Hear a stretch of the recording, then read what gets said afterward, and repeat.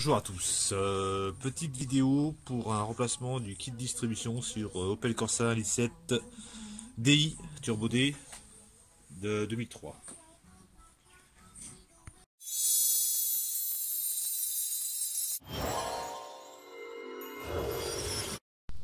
On va enlever le carter pour avoir accès à la poulie. Donc il y a des vis là, un clip ici, il doit y avoir des vis en dessous aussi. On va enlever tout ça là. On va démonter le support filtre à air, on va desserrer le collier, enlever le manchon, débrancher la prise du délimètre, enlever le raccord ici, desserrer ici. Comme ça on va tout enlever pour avoir accès après à la distribution.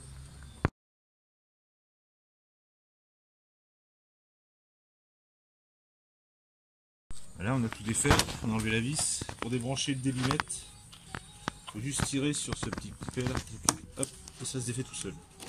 Voilà. Et après on enlève tout ça.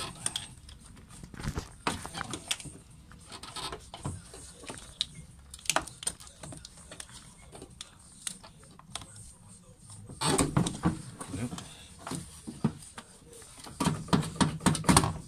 Et voilà. Alors on a enlevé tout le cache qu'on a dit tout à l'heure. On voit la poulie du vilebrequin. Donc on en a profité tant que la courroie d'accessoires est montée pour desserrer les 4 boulons qui fixent la poulie pour pouvoir avoir accès après derrière. Avant de démonter la courroie d'accessoires, on a fait un petit dessin pour retrouver le sens avec le haut, le bas, les poulies et le tendeur. Maintenant on va détendre le tendeur, qui est de 13 ou 15, je sais plus, 15. On serre et on va mettre cette petite clé Allen dans le trou ici pour bloquer le tendeur en position détendue.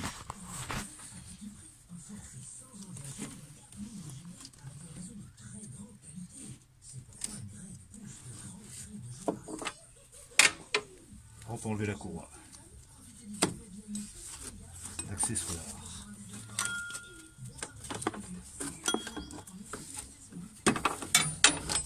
Voilà.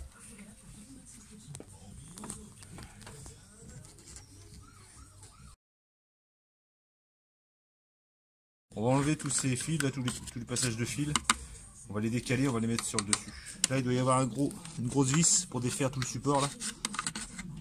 Et puis après, il faut déclipser là, là, puis on met tout sur le côté. Il faut faire attention derrière. On débranche la petite capsule, la dépression ici, là, elle se débranche toute seule, donc on va pas oublier de la remettre au remontage. Des fois, on peut la démonter sans faire exprès, sans le voir. C'est parti. Tac, c'est pas cassé, faut pas rire. Hop.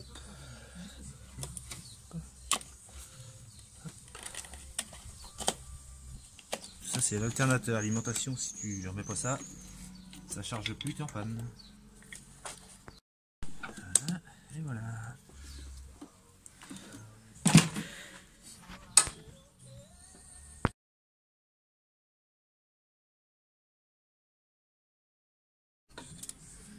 J'ai tourné le moteur parce qu'il y a un petit repère en dessous pour déjà commencer à caler la distrie. Il y a un petit ergot en dessous là, juste en dessous, je sais pas si on le voit, avec une petite fente sur la poulie. Ouais, on voit, attends, un petit peu par là. Ouais, là bouge pas, c'est bon. On voit le petit ergot au bout de mon doigt. Un petit ergot là, mobile, la petite fente dans la poulie et le petit ergot ici. Ça donne déjà une idée du calage, on ne doit pas être loin là-haut. On va démonter le support moteur, parce que pour passer la courroie on est obligé de le défaire. Donc en dessous, je vais mettre une planche de bois posée sur le carter d'huile pour pas l'abîmer, parce que si vous mettez un cric sans planche de bois, ben forcément ça va se déformer et ça risque de casser. Donc je vais mettre la petite planche de bois, le cric en dessous pour soulager le moteur, et on va démonter le support moteur.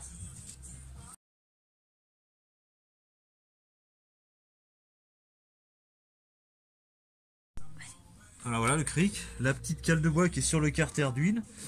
On met la cale tout le long du carter. On met juste le cric en pression, un tout petit coup en plus. C'est juste pour pas que le moteur il descende trop bas. Ça va le maintenir. C'est pas besoin de forcer comme une bête.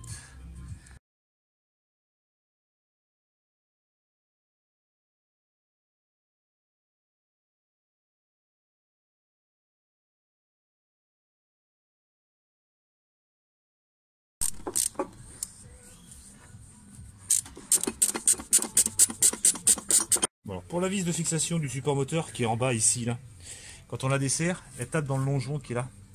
Donc pour l'enlever, c'est juste baisser le moteur avec le cric tout doucement pour pas tout arracher. On baisse tout doucement et puis quand la vis est en dessous le longeron, ben, elle sort toute seule. Puis on arrive à enlever le support. Maintenant, on va démonter tout le carter supérieur avec les vis de 10 qui sont là. Il y en a une là, il y en a une là,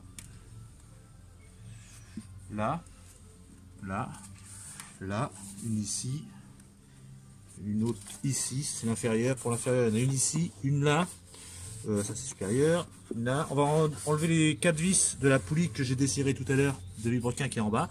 Et on va pouvoir accéder à tout le carter et enlever tout le carter de distribution.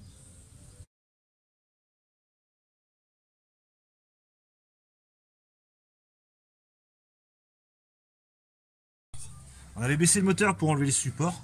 On va le remonter pour le remettre un peu à niveau pour que ce soit plus accessible pour nous. Autrement, on pense pas trop, c'est pareil, doucement. Et quand il est à niveau, c'est bon, impeccable.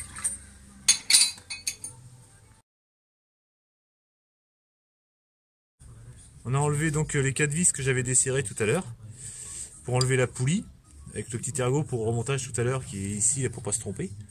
Et on va continuer à démonter le carter de distribution avec une vis ici, une autre en dessous et puis peut-être derrière, il y en a peut-être une autre par là, là. Voilà. Le carter inférieur démonté, alors il y avait 3 vis, 1, 2 et celle-ci elle est bien cachée juste derrière. Et après pour le sortir, il faut enlever le support moteur qui est comme ça pour pouvoir glisser, tourner comme ça pour pouvoir passer la pompe à eau. Autrement ben, la poulie de la pompe à eau elle gêne. Après on peut démonter la poulie mais ça passe sans la démonter.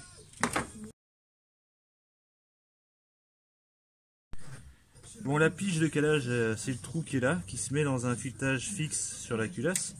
On a pas de chance, on a calé en bas tout à l'heure, mais on est décalé d'un demi-tour, donc il faut faire un tour, parce que le trou mobile il est là, et la tige filetée elle est là. Donc il faut trouver un goujon. Je vais passer entre là pour regarder le goujon qui convient le mieux. Puis après, ben, je pourrais mettre le trou en face avec la vis. Et sur la pompe à injection, il y a 2 vis. Il y en a une là et une là, et c'est pareil, il faut trouver les 2 vis, des goujons qu'on va mettre dessus.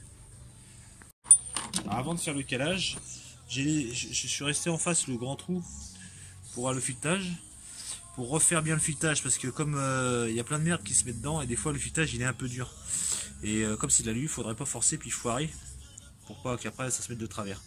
Donc j'ai mis du W40 sur la tige, j'ai fait plusieurs fois le passage tout doucement, sans forcer, et ça finit par visser. Au début c'était dur dès le départ, et là ça visse tout doucement jusqu'au bout. Voilà, là je suis au fond. Je vais pouvoir le défaire, tourner le moteur, passer dans ce trou là et mettre ma vis.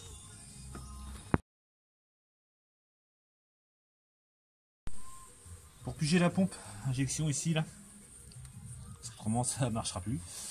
La vis est un peu plus grosse, j'ai cherché, j'ai galéré parce que je savais pas. C'est une grosse vis comme ça, c'est du 8 je pense. Pareil, il y a un trou là, hop, un peu de dégrippant sur la tige et on visse. On vient visser à la main jusqu'à ce qu'on puisse plus. Et là, ça bouge plus, c'est calé.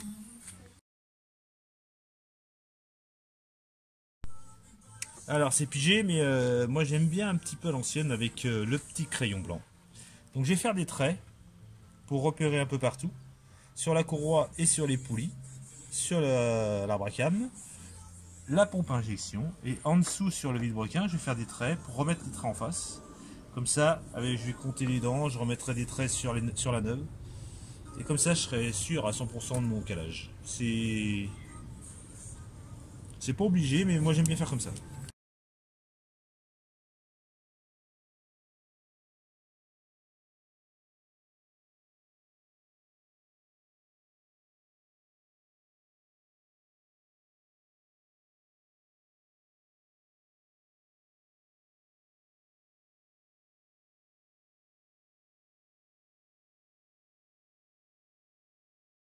comme ça.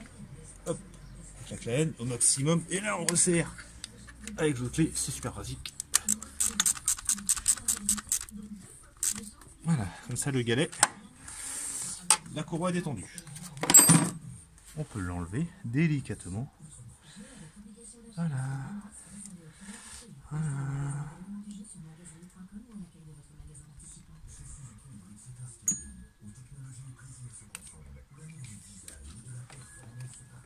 Voilà, c'est juste ça. Ça ne veut pas venir. Voilà. Et voilà la petite courroie. Donc là on a enlevé la courroie. Le galet tendeur, le galet pardon fixe qui est derrière en dessous là. On va le desserrer. On va le changer par le neuf qui est là. Comme ça. Donc j'ai juste à mettre le neuf, je mets du frein à filet et puis je resserre. Après, on va desserrer délicatement parce qu'il va sauter comme j'avais tendu pour défaire la courroie. Bah, je vais mettre pas que la laine, je vais le redétendre tout doucement. Puis après je vais enlever la vis et on va mettre le neuf. Alors il faudra faire attention de mettre le petit ressort qui est juste derrière là. Vous voyez, il est pris juste là. C'est ce qui permet de tendre la courroie après. On le voit bien au bout là. C'est le ressort. Donc il faudra repasser le neuf au-dessus et après on visse et puis voilà. J'ai changé la poulie fixe qui est juste en dessous là-bas, tout en bas. C'est du 17. Il faut une bonne clé pour le desserrer parce que c'est monté au frein à filet. Donc j'avais une rallonge pour le débloquer. Après on remet le boulon avec du frein à filet puis on resserre. C'est bien. Faut bien serrer. Hein. À vous de jauger parce que c'est de l'alu. Et l'alu c'est chiant. Maintenant on va faire celui-ci. On va juste le desserrer pour le changer. Ah, d'ailleurs on entend. Il est bruyant le petit.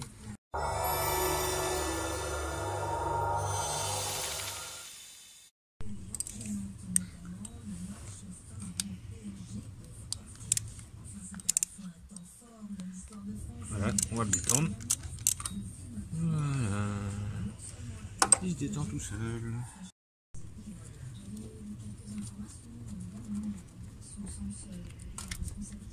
Avec le petit ressort, qu'il ne faudra pas oublier. Voilà. Bon, il commençait à un petit peu de bruit en lui aussi. Hein. On entend bien. Le 9. Le 9, on peut y aller. Hein. C'est même dur à tourner. Il n'y a pas de bruit, une petite résistance. Ça n'a rien à voir. Le ressort. Clac. Et après, il faut se mettre en face avec la vis. Voilà, là, on n'a pas de mal. Petit coup de serrage. Voilà. Normalement, on devrait pouvoir passer la courroie.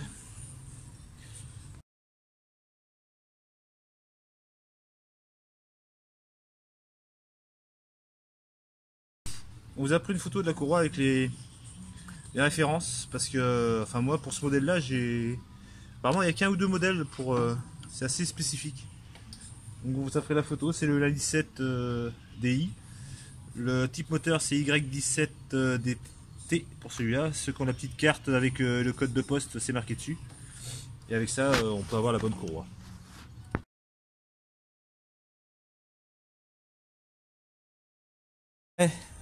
Non, j'ai d'abord mis cela, pardon.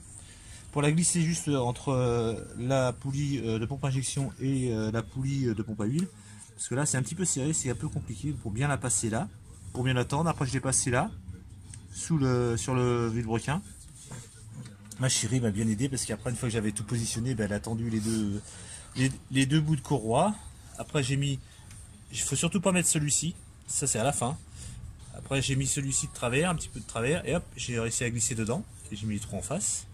Et voilà, on voit bien que c'est détendu. Donc là je vais desserrer maintenant le galet tendeur, il va se mettre en place. Je vais resserrer, je vais faire 2 tours moteur pour voir si tout va bien, si ça bute pas quelque part, normalement il n'y a pas de souci.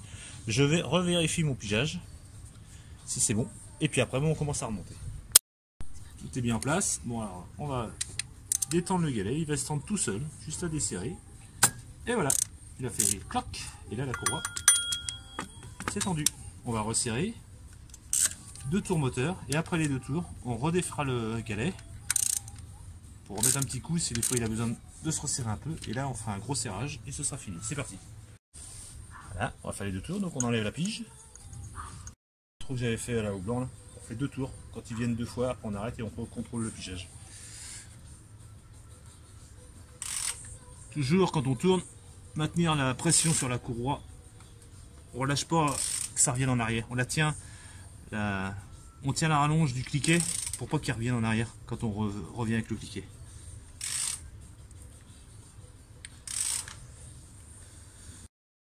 Bon, on a fait les 2 tours. À chaque fois que les 3 petits traits sont passés, hein, au deuxième tour on s'est arrêté. On a mis la pige en haut. On a mis la pige, elle se remet bien impeccable sur la poulie de la pompe à injection, sur la poulie d'Abracam. En dessous, on va regarder si le petit bitumineux que je vous ai fait tout à l'heure, il est en face à la petite fente. Et puis si c'est bon, ben, il n'y aura plus qu'à mettre un petit coup de... On dessert le galet, on le laisse reprendre sa place pour que ce soit bien tendu et puis on va pouvoir tout remonter. Alors surtout, ne vous inquiétez pas, si vous avez fait des repères comme moi là, quand vous tournez, ma petite chérie elle dit ah c'est plus en face, mais c'est normal, ça se décale, donc il n'y a pas de souci, c'est normal que ça bouge une fois que c'est monté. Alors pour contrôler le pigeage en dessous, si ça correspond, il y a la petite fente qui est sur la poulie ici là. Je mets un petit coup de blanc pour que vous la voyez bien, voilà.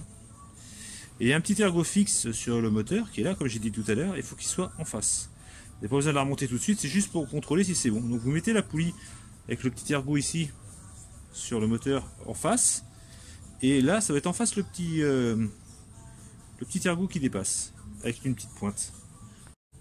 Voilà, donc on met la poulie avec le petit trou en face, on ne peut pas se tromper. Hop, là elle est dedans. Et on voit en dessous sur le côté. On voit sur le côté en dessous là. Attendez, je vais filmer. Ici, un petit peu de lumière. Voilà. Voilà, vous voyez le petit ergot là?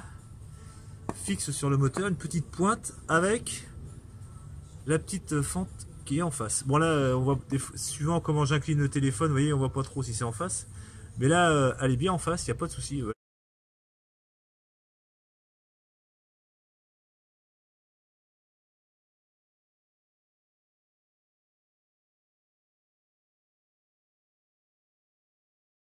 Bon, on a commencé à remonter le carter inférieur en bas, on a juste avancé les vis, le support, le guide support moteur, on est juste derrière le carter. On va mettre le carter du haut. Bon, on jette un petit œil quand même de ne pas avoir oublié les vis de pigeage, ce serait compliqué de redémarrer après. Hein, donc voilà, c'est parti. Ça doit rentrer tout seul, ça doit se mettre tout seul. Si ça force, c'est que c'est pas bon. C'est nickel. Voilà, parfait.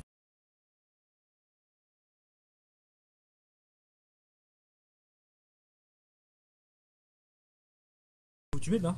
On va remettre le support. Donc pareil, on va baisser le moteur, passer la vis. Bon, je vais m'aider, ma chérie va m'aider. Sûrement la vis, elle passe pas. Quoique. Tiens, elle est passée là. Donc, on va pas le faire. Hein. Okay. Et on va pouvoir remettre le support. Voilà. Okay.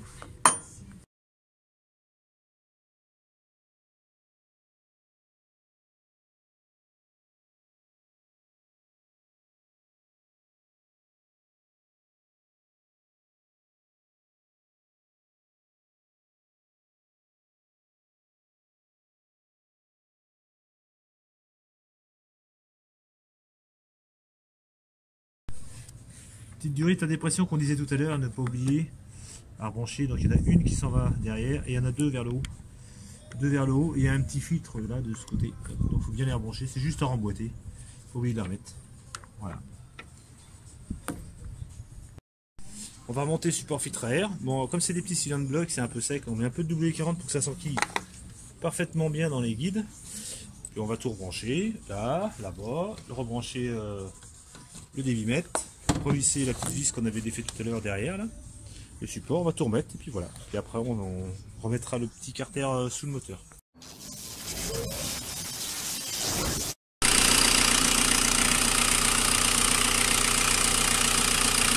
Ouais, voilà, c'est fini. Ça fonctionne pour l'instant. Combien de temps on sait pas. Au moins 100 000.